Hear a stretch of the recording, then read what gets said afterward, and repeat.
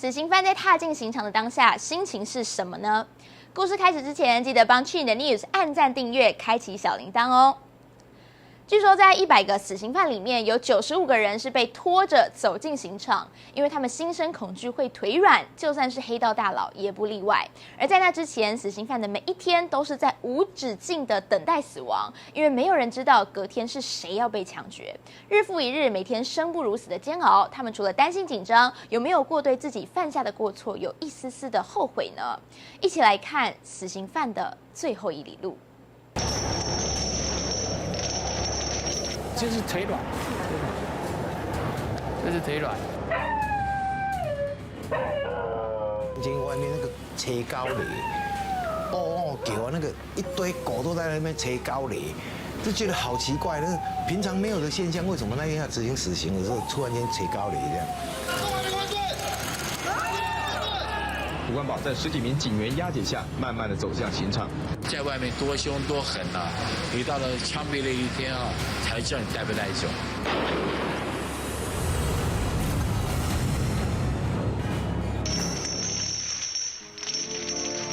不管你挂大尾、凶不凶狠、带不带种，看的就是这一刻。连续杀人、强奸杀人，两个，一个16，一个18，刚好满18，一个19。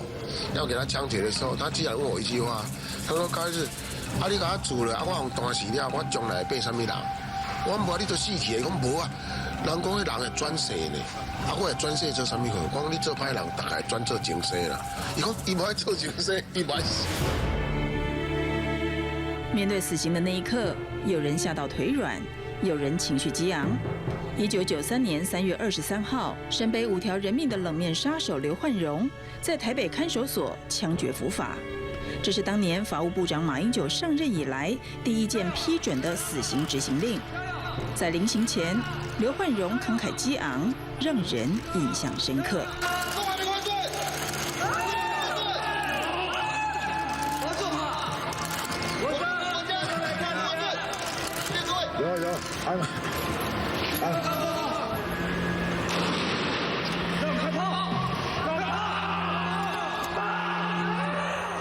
所以你外面混得多好，多行哈，我敢打包票，100个有95个，到了靶场，没有一个不腿软。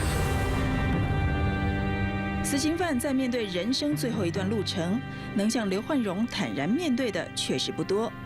当年有一些杀人不眨眼的黑道大哥，在枪决伏法之前，照样是吓得丑态百出。警方曾提供100万元奖金悬赏缉捕黄鸿玉。民国79年间，他枪伤当时的彰化县陈姓立委，成为治安史上第一起立委被枪击的案件。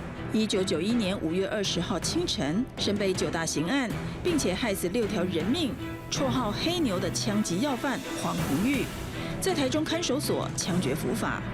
死刑3审定谳之后，黄鸿玉每天晚上害怕到不敢睡觉。法医高大成回忆，黄鸿玉伏法当天，怕死的丑态尽出，完全没有黑道大哥的气魄。伊迄度，蔡家拢要拖伊要清赛的时，你看安尼规个尿拢出来嘛，怎规拢袂行？啊有迄个花钱用救的，因为伊都袂行，规骹拢软去啊嘛。啊，无都花钱人家救伊个，要甲断啊！啊，咧做麻醉剂嘛，那规身躯底拉窜。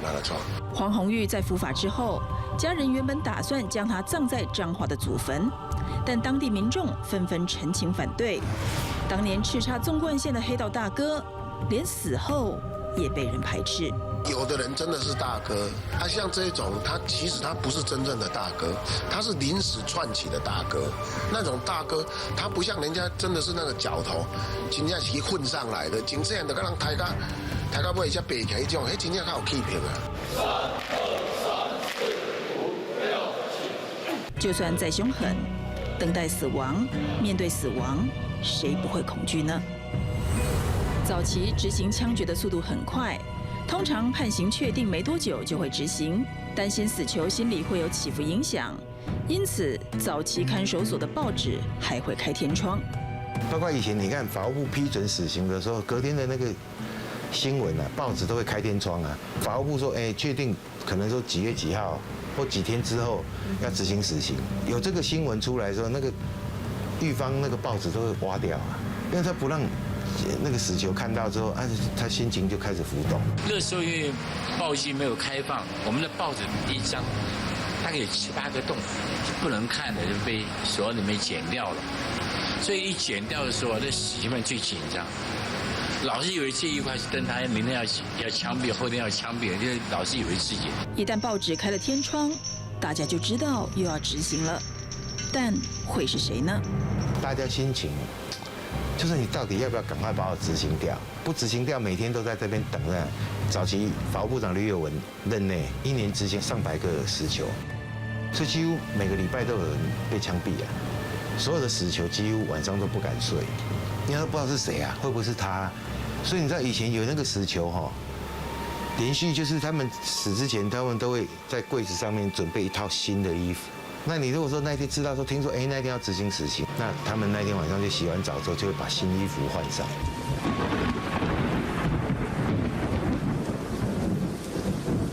直到天亮，睁开双眼，悬着的一颗心才放了下来。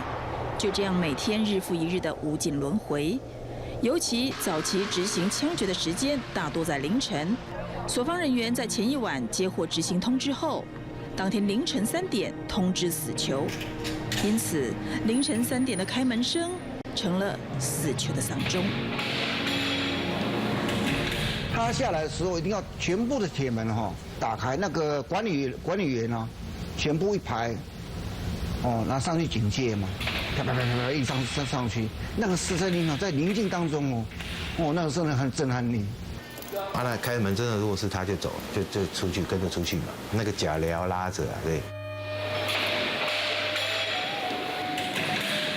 你看3、4点的时候，你拉着假寮走的时候，都有那种假寮那地上拖那锵锵锵那种声音。静谧夜里的脚镣声回荡在整个舍房，听起来格外吓人。这一夜，没有人能够安眠。每听到夜里金属脚镣的碰撞声，就知道今晚又有人要步上刑场。实际上，他们这一段要很勇敢的走出去是比较少，他们会畏惧，所以他们脚会软。刑场里的状况，我们只能透过转述得知。但究竟有哪个人在面对死亡的当下，能够坦然的面对，而没有恐惧甚至挣扎？而在这个执行枪决的刑场传说因为阴气很重，所以连连有怪事发生。像是反共义士卓长仁被枪决之后，狱中却有人说连续好几天看到他回来。到底这里还有哪些奇怪的事情呢？2010年8月10号晚上9点半。昔日的反共义士卓长仁在台北看守所执行枪决。伏法之前，他眉头深锁，在抽了香烟、喝了几口酒之后，带着不甘心却又无奈的心情，走上了黄泉路。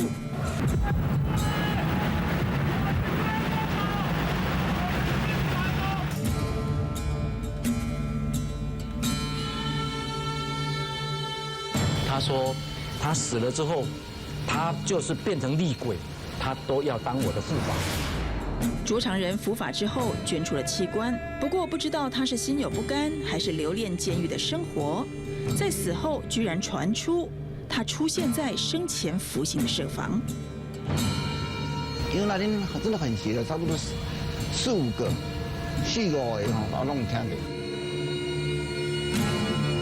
当年在监狱里当杂役的苏建中，对于这段往事的印象特别深刻。当天晚上他回来，连续回来好几天。有时候大叫的时候好像就是被害人的回来像讨债讨命一样，甚至有一些人还梦魇的时候还梦见还我命来，还我命来，有那种声音都会出来。刑场怪谈不仅如此，曾经杀人无数的吴新华，纵使再凶狠，但面对生死交关之际，这人生的最后一餐也食不下咽。因为咱拢准备一顿饭，还有卤卵鸡腿鱼肉互伊食嘛，还有粉互伊食一支，还有高粱酒嘛伊若伫遐慢慢，咱嘛袂来赶。那他卤菜也没有吃，但是再把这个整个高粱酒拿起来就一直灌，那小高粱酒，他灌了快1瓶下去。靠着酒精麻痹自己的恐惧。时间到了，该上路了。有法医施打了麻醉药剂后，吴新华被带上了刑场北所。他趴下去的时候，法医会划他心脏位置，确认心脏位置后，准备执行。一般的死刑犯枪决时，法警约莫开1到2枪，枪决就会结束。没想到作恶多端的吴新华却走得比其他死囚还要辛苦。我们在国内的死刑案例里面，通常大概就是2枪就结束了，很少挨过第3枪。可是怪事就发生在吴新华身上。一个年轻法警先开第1枪，那这位收容人1枪开下去之后，当场有哀嚎惨叫声。年轻法警这个时候有一点被吓到，所以他又开不下去第2枪。后面那一位老法警、资深法警就上前给他补1枪。吴新华怎么还有气息？所有人全傻了，到底发生了什么事？连法医也想不到怎么会这个样子嘞，然后再仔细下去听，才发觉竟然还有心跳声。想不到他的心脏非常非常偏右，在第4枪隔了1个小时才补上第5枪，才因此断气。直到生命终结的这一刻，吴新华才体会到了什么叫生不如死。刑场灵异传说满天飞，是真是假不得而知。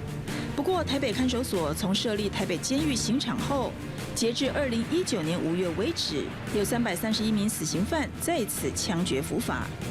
民间传说，刑场怨气重，阴气重，但是台北看守所内的禁忌习俗，追根究底，为的是要让往生的死囚临死之前能够给予最后一丝尊严，并让世人有所警惕。相信只要心存善念，心中有正气，一切鬼怪之说也无足畏惧。